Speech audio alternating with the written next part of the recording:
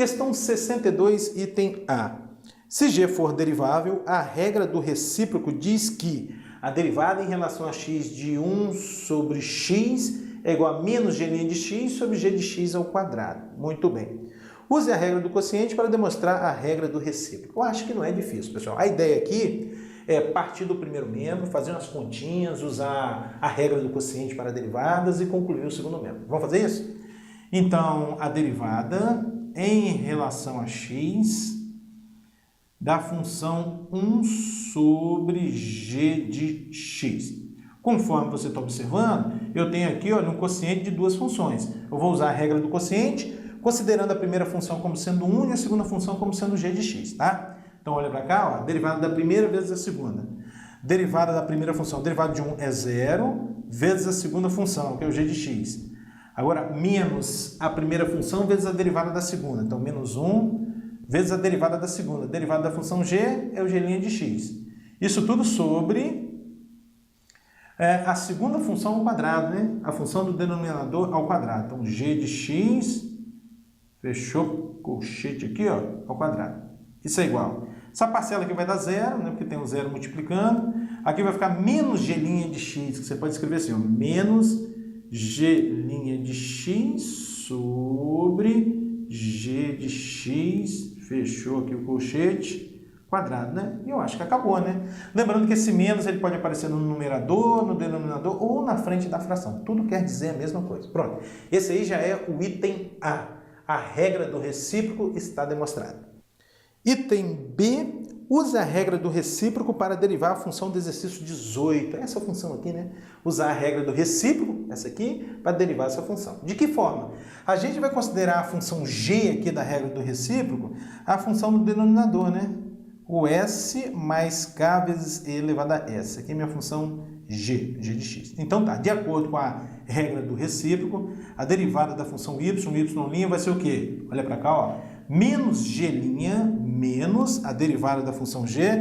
Bom, a variável aqui é s, tá? A derivada de s é 1.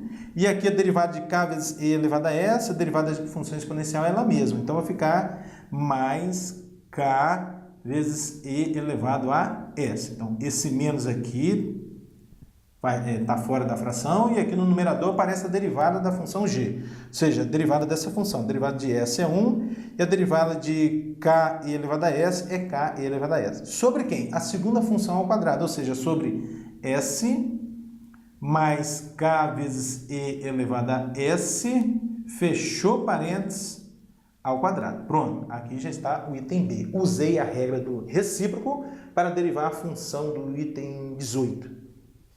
Item C. Use a regra do recíproco para verificar que a regra da potência é válida para os inteiros negativos. Isso é, que isso aqui também é válido, mesmo se o expoente aqui de x for um número inteiro negativo. Essa questão é bem interessante porque quando a gente demonstrou a regra da potência, que consiste em que mesmo a regra da potência, o expoente desce multiplicando, né? E aí você diminui 1 no expoente, né? N menos 1. Essa é a regra da potência. Quando a gente demonstrou no curso, a gente considerou N um número inteiro e positivo. O que esse item vem dizer? Vem dizer para a gente que essa regra continua sendo válida mesmo se N for um número inteiro negativo. O expoente de x aqui, olha, é inteiro negativo, uma vez que N, ó, é positivo, então menos n é inteiro negativo. Essa que é a beleza desse exercício. Que a regra continua sendo válida mesmo se o expoente de x for um número inteiro negativo. Não é isso que está dizendo? O expoente desce multiplicando e aí você diminui 1 no expoente. Menos n menos 1, tá? Como é que a gente vai fazer isso? Usando a regra do recíproco. Eu vou partir do primeiro membro, usar a regra do recíproco, fazer umas continhas e concluir o segundo membro. Vamos lá?